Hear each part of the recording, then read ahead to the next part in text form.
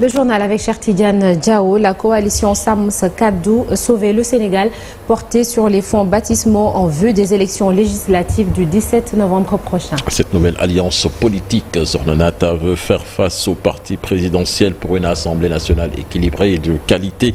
On y retrouve Tahaou Sénégal de Khalifa Sall, Barthélémy Diaz, Déthié Fall, le PUR, Gumsebop de Bougane Gueye Dany, serviteur de Pape Djibril Fall ou Arc de Anta Ababacar Ngom. Son objectif donc est de constituer une majorité parlementaire forte qui permettra d'instaurer une cohabitation selon ses membres et garantir un véritable équilibre des pouvoirs et une meilleure gouvernance. Pendant ce temps, la crise s'accentue au sein du PDS, le Parti démocratique sénégalais dit authentique, constitué d'anciens proches collaborateurs du président Abdoulaye Wade, annonce sa participation à ces élections législatives. Doudou Wade, Tafsir Thioye et compagnie soutiennent que l'alliance PDS-APR est une trahison pour les militants qui ont eu à faire face au régime de l'ancien président Macky Sall. Je vous propose là-dessus de suivre les explications de Tafsir Thioye. La conférence de presse se tient dans un contexte particulier, marqué par une dissolution, pour la première fois dans l'histoire politique de notre pays, de l'Assemblée nationale par décret présidentiel.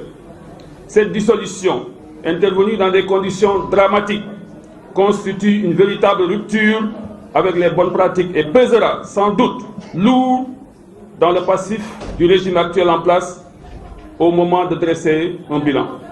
Nous y reviendrons, Inch'Allah. Ce contexte est également marqué par les jeux d'alliance et de contre-alliance en direction des élections législatives de novembre 2024.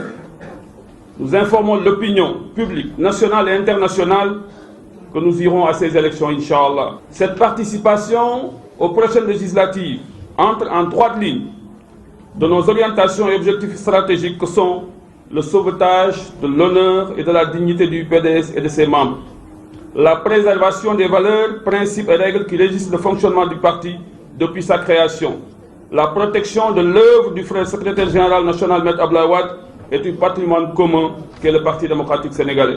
Le 12 septembre 2024, les députés du PDS déclarent publiquement à la tribune de l'Assemblée nationale qu'ils sont dans la majorité. Ceci a été confirmé par le vote favorable de la loi portant dissolution du Conseil économique et social et du Haut Conseil des collectivités territoriales.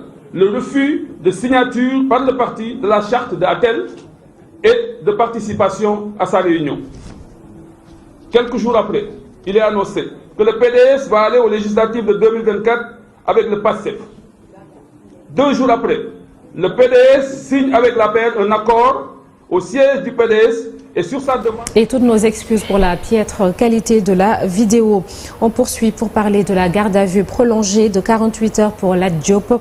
Les enquêteurs fouillent sa fortune, Cheikh Tidiane. L'ancien directeur général de la LONASE a été interrogé hier toute l'après-midi sur son patrimoine par les enquêteurs et l'observateur nous informe ce matin que son accusateur Mohamed Dian, patron de OneXBet actuellement hors du pays, est attendu pour une confrontation dans les prochaines à 48 heures. Sornanata. Toujours dans l'actualité, drame migratoire au large de Dakar, l'horreur sans fin.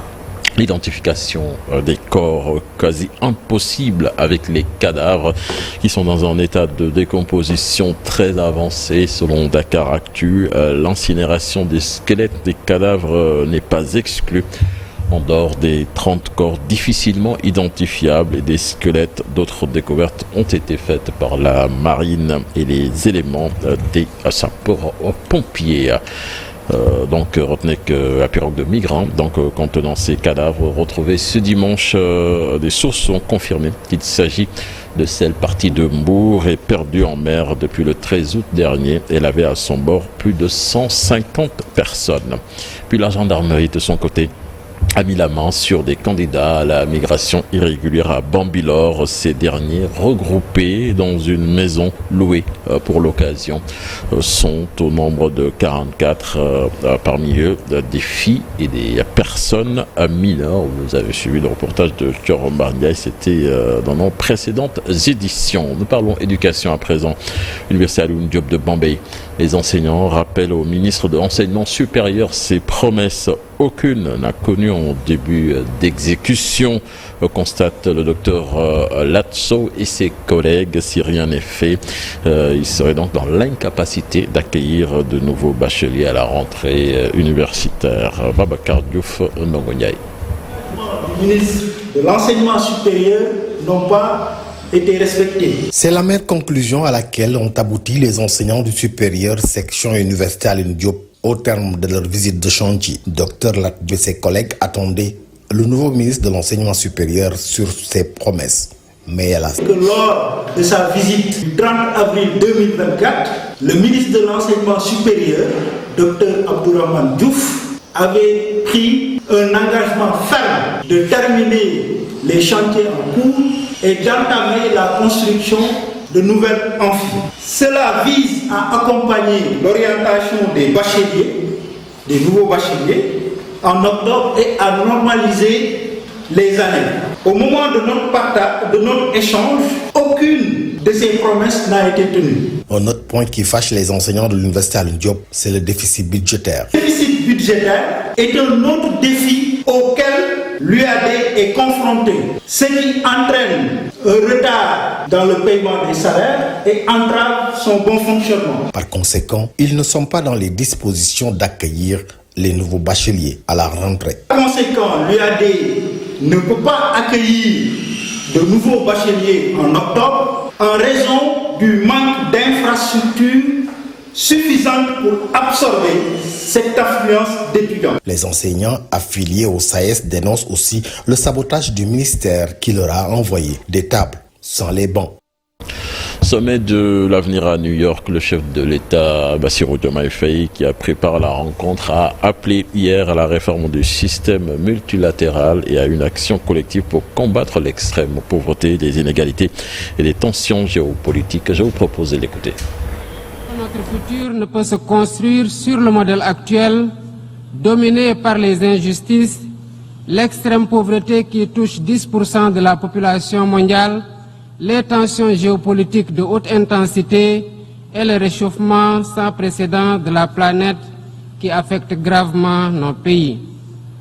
Le constat est alarmant et comme le soulignent les rapports du secrétaire général de l'ONU, si les tendances actuelles se maintiennent, 575 millions de personnes vivront encore dans l'extrême pauvreté d'ici 2030. Ce qui va entraver davantage tout espoir de développement durable. Et face à cette situation, il est impératif de s'attaquer au cycle infernal de la dette, dont les taux anormalement élevés asphyxient de nombreux pays du Sud. Ce système d'inéquité que souligne le récent rapport de la CNUSED constitue une entrave croissante à la prospérité mondiale, en particulier dans les pays en développement, dont les taux d'emprunt sont 2 à 12 fois supérieurs à ceux appliqués aux pays développés. C'était le président de la République, Sonanata. C'était là l'essentiel de l'actualité nationale de ce matin. Merci beaucoup.